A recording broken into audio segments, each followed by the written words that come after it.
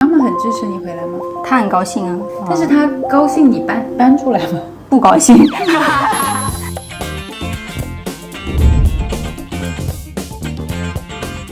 嗨，这里是好事发生体验馆崔斯坦，坐标海口168平 INTJ 独居的养老房，会长什么样呢？我们待会要认识的女孩叶子36岁，她也曾经在广州、在重庆漂泊过，决定回到家乡以后呢，肆意妄为，把4房改成1房，去公司、去健身、回父母家都通通只要5分钟。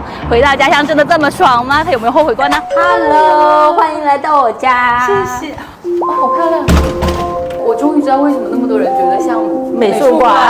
对，他们是预算就是有点紧张了吗？后期？对，就是没钱了，所以就是毛坯状态。我们先介绍一下格局吧。你是做了挺大的改动的，对吧？对，我就是把所有的那个非承重墙全部都敲掉了。像客厅这边是有个小的房间，在这块的这个墙全部就已经打掉了，所以它现在整个客厅看起来就特别的开阔。然后卧室也是，你现在就只有一间卧室，因为平时只有我自己住，所以就只留了一间卧室。168平一个人住，不敢想这种幸福。天哪，你在这个地方还修了一个十字路口，对，它像是一个岛，这有一个弧形的墙，可以相当于是有一个屏风。我一直想要圆桌，吃火锅会更方便一些。真好。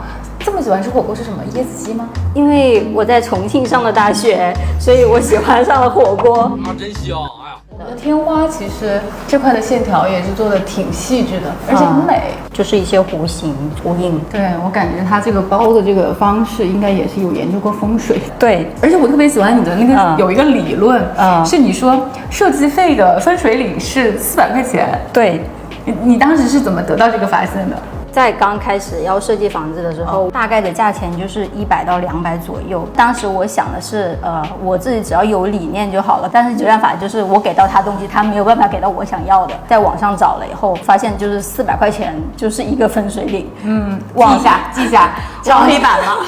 哎，我真的觉得你的硬装做得很好，哎，而且很细致。你看这块的分区也很漂亮，而且真的有个小镜子。哎，对，我没有专门去弄穿衣镜，照一下就减轻了10斤，平白无故增高5厘米，同时瘦5斤。这是一个电箱，对，按一下就开了。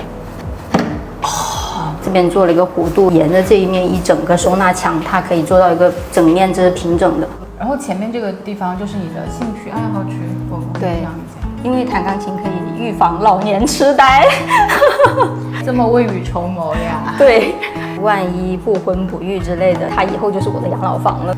有助于您的桃花吗？住进来以后可能不太会吧，因为有个空姐在那里。是吗？这个有什么关系？没关系。我给它剪掉，气死我！我还在认真听。这块是做的是什么？它其实是一个360度的一个家政柜这样子，因为它本来是一个十字形的承重墙，然后我们前面做了一个展示的地方，然后后面其实全部都是家政柜。我伸手进去一下。可以。它是空的，还配了一个灯，增加它的美术馆感。让我们来看看都有什么智能小设备。所以其实你们家要维持干净，应该还挺费力的吧？对，因为我选的都是白色的东西。扫地机、洗地机算是标配了，对吧？这边呢是什么？这里是一个石头的 ZE Pro 洗烘一体机。我有参加他们广州的活动，他们的口号是烘干一座城。广州那段时间每天都是台风天。你们跟我们是一样的，对，回南天特别需要烘干机。但它烘的干的透嘛？我们家是用的是分体机嘛，大部分的人可能买一体机的时候都有点担心，说是不是还要再拿出来再晾晾啊、晒晒啊？懒人是不想买2台机器的，一台能解决，坚决不用2台。就是烘干完会热热的那种感觉，如果你马上要穿的话，就是体感会特别的好。那就好。你们家这个空间正好也放不下2台机器了。对，因为柜子大小有限制嘛，所以我需要平嵌进去，不能太笨重。当时种草它的一个原因，就是因为它有个慕斯洗的功能。洗液呢，先会处理成泡泡，就像平时洗发水、洗面奶那样子，要先起泡，然后等量的泡泡恢复了以后，再去处理那个衣物嘛，这样子会更干净。而且因为你们家硬装整体都是以黑白灰的中性色嘛，它这个黑色真的挺适合你们家的。就是本身跟我们家的风格都很搭。你们家没有门呢？其实也有，就是在一些开阔的空间没有再用门去做一个隔断了。然后这个黑色的地方又跟那边呼应上了。其实那边也是一个承重墙，还有同样的，跟刚才那个家政区域是一样的，把它包起来了。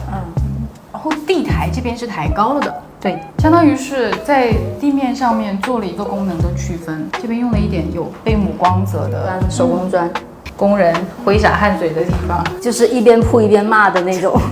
我们软硬装的话，硬装是花了多少钱啊？你还记得？可能50-60，很值得。因为你们家做的挺细致的，用了一些视觉上的小的障眼法，让这个承重墙没那么突出。对，当你留意的是这个红色的色块的话，你就已经看不到承重墙了。其实，对，红色望中，对，一定要红色。这边就是一个小的书柜。真的在这办公吗？有，那我就也比较多。哦，是吗？对，就是专门有一个书房这样的留出来了。你们返乡之后还经常要加班啊？但是距离比较短，5分钟回来，所以也没关系。知道返乡也要加班，我心里没有平衡了。因为我自己特别受不了家长里短很多的环境的，但这个对你来说不是困扰，对吧？其实也有，但是就是影响不到我自己。我现在从这个角度看你家好美哦。平时在这边坐的办公就是看外面发呆，可以看到自己的卧室。但这个门形同虚设，我想问这3块小玻璃，如果只做普通的那种双开门就太单调了，所以就要搞点东西出来了。这个角度刚好就是其实可以看到里面。里面还做了一个弧形，它其实也是承重墙。哇，很好哎！你进来就是你的禁区了。护墙板也是做的是黑色的。这是你和妈妈吗？对，妈妈很支持你回来吗？她很高兴啊，但是她高兴你搬出来吗？不高兴。他们有催你结婚或什么的吗？早些年有，现在比较安静了。是过了35以后消停的吗？对。哎，这是怎么进去啊？卫生间在这里哦，可是你做的是一个玻璃景观浴缸。我现在来想象一个，我觉得王嘉尔在里面洗澡的话，我是可以的。我现在觉得你们家所有这些小窗都合理起来了。进去这里面是洗手间是吗？对。我洗手间好大，这儿的混响很好。那这是一个王嘉尔可以在这开浴室演唱会的地方。然后你看这一块玻璃，就是后面的衣帽间。那相当于是其实你这个空间互相是可以看到的，但它其实并不能直接进去，可它增加它的采光了。你父母有要求留他们的长辈房吗？他们其实当时有想过为什么没有给他们留房子，但我说住那么近，你们想要来住吗？他们好像也不愿意。基本我的朋友他们自己有自己的家。对，我忘了，这是回家的好处之一。寒鸦是真的让我发脾气，每天跟自己的柜门在斗智斗勇。如果你们不来的话，我就是这样的。